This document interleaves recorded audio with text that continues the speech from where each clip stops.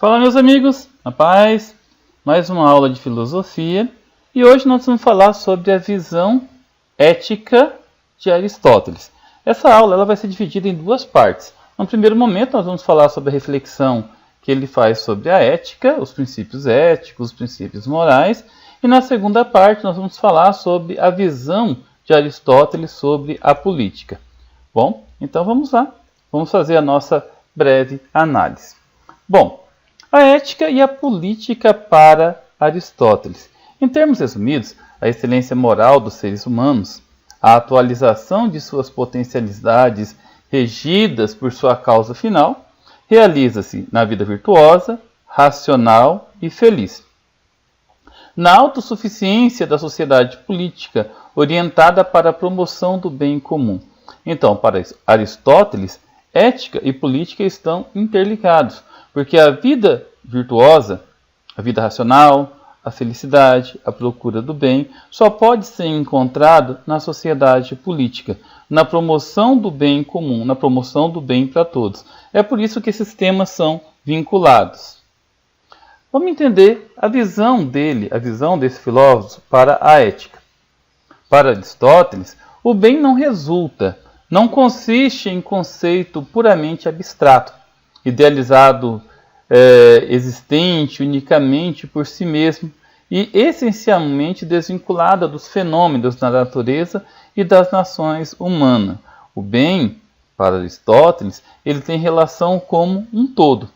No seu livro Ética Nicômaco, que muitos dizem, que Nicômaco era o seu filho, e o livro nada mais é que uma lista de orientações para a vida em sociedade, ele fala sobre essa promoção do bem, sobre essa busca à felicidade. Mas o que seria o bem para Aristóteles? O bem é indissociável das realizações da natureza dos seres humanos. É a finalidade do próprio ser. É aquilo pelo qual é feito. O bem excelente é sempre um fim, nunca um meio para atingir outra finalidade. Então, o bem é algo que transcende ao próprio ser. É algo que transcende o homem, o ser humano. É algo excelente. É aquilo que tem relação com o todo. Mas qual que é a finalidade da vida humana?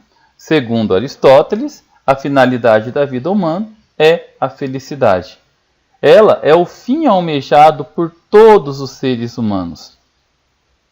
O ser humano dedica-se à satisfação dos seus apetites, à conquista de riquezas materiais, ao prestígio social, com o propósito de obtenção de felicidade.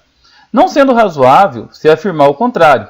O ser humano deseja a felicidade como um meio para se obter prazeres corporais, fortuna, honra. Então, a felicidade é a finalidade da vida humana. Os prazeres da vida, seja status, seja prazeres corporais, sensuais, seja os prazeres da vida, o próprio bem comum, status sociais, tudo isso tem relação com a felicidade, segundo o Aristóteles. Mas não apenas só isso. Não apenas a busca por prazeres e riquezas. A felicidade natural dos seres humanos precisa ser o exercício virtuoso da razão ao longo da existência. Então, a felicidade ela só pode ser completa se o homem, se o ser humano, for capaz de exercer a virtude. Bom, mas e o que é a virtude para esse filósofo? O ser humano virtuoso experimenta as paixões em intensidades pertinentes e adequada às diferentes circunstâncias, e conduz seus apetites em harmonia com a sua racionalidade. Então, a virtude nada mais é que o exercício da moderação. A moderação é a virtude moral que melhor exprime a condição dos seres humanos, nos quais não há conflito entre razão e desejo. Os seres humanos moderados usufruem modicamente dos prazeres corporais, sem, contudo, viverem em função de seus apetites. A moderação situa-se na justa medida entre os extremos. O termo médio entre insensibilidade e desregramento. Na filosofia aristotélica, não apenas a moderação, mas também as diferentes virtudes morais residem no meio termo. A mediania afastada tanto da carência quanto do excesso. Então a virtude moral é o meio termo, é a moderação. E aqui nós temos alguns exemplos, não é verdade? A coragem é o justo meio entre a covardia e a temeridade. Eu coloquei uma imagem bem interessante, né? A luta de Davi contra Golias, um adolescente contra um gigante muito forte, de quase 3 metros. Então, a coragem está no meio entre a covardia e o temor. A generosidade é o justo meio entre a mesquinhez e a prodigalidade. Você não pode ser extremo nem de um lado nem do outro. É só ser generoso. Comportamentos virtuosos, portanto, são voluntários e escolhidos, promovendo a confluência entre o princípio desejante e o princípio racional da humanidade. Pois os seres humanos virtuosos não desejam aquilo que é contrário à virtude. Então, quando você é virtuoso, você utiliza a razão, o princípio racional. Você age de acordo com o bem comum. Essa é a principal origem, é a principal ideia da virtude, segundo Aristóteles.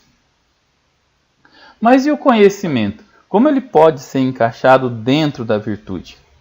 Na filosofia aristotélica, ou seja, na visão de Aristóteles, o conhecimento é condição necessária, mas não é suficiente para a vida virtuosa. Aristóteles destaca as virtudes intelectuais das virtudes morais necessariamente relacionadas às condutas humanas. Destaca a virtude intelectual da prudência, sabedoria prática como condição de possibilidade da moralidade. Bom, para Aristóteles, o conhecimento intelectual ele é essencial para a virtude, para a prática da razão. Contudo, não basta só o conhecimento intelectual. Basta que você tenha, além do conhecimento intelectual, tenha outras virtudes. Então, a virtude intelectual é uma das virtudes morais necessárias para a conduta humana.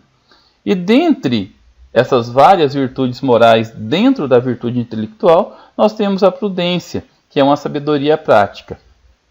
Vamos falar um pouquinho sobre a amizade para Aristóteles.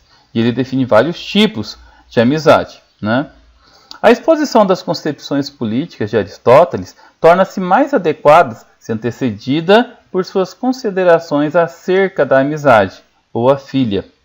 O filósofo diferencia 3 formas de amizade: o útil, o agradável e o bem comum. Então, na visão de Aristóteles, nós temos esses 3 tipos de amizade. Vamos analisar cada uma delas. A amizade que é por prazer, a amizade que é por virtude e a amizade que é por interesse. A amizade útil é a amizade sustentada pela noção de utilidade. Vincula os amigos à procura pela satisfação de seus interesses particulares. A amizade existe porque é útil, proporcionando vantagens como riquezas materiais, prestígio social, vantagens como prazer e assim por diante. Também é conhecido como amizade interesseira. A amizade agradável. Na amizade estabelecida pelo conceito de agradável, o amigo é estimado por sua companhia. A sua companhia é prazerosa, favorece a sensação de bem-estar. Você gosta de estar perto daquela pessoa. Não tem aquele interesse que ela possa te dar algum prazer corporal, possa te dar algum benefício financeiro. Não. Apenas a companhia já é agradável por si só. E por fim, a amizade que é baseada no bem comum. A amizade pautada pelo bem. Os amigos, eles não se relacionam apenas pelo prazer ou pela utilidade. Eles podem até sentir prazer na companhia um do outro, normalmente sente, Eles podem até ganhar alguma coisa na presença um do outro, mas vão muito além disso. Essa amizade do bem comum, ela se associa pelo que de fato são, e não apenas pelo que desejam. Eles desejam o melhor um para o outro.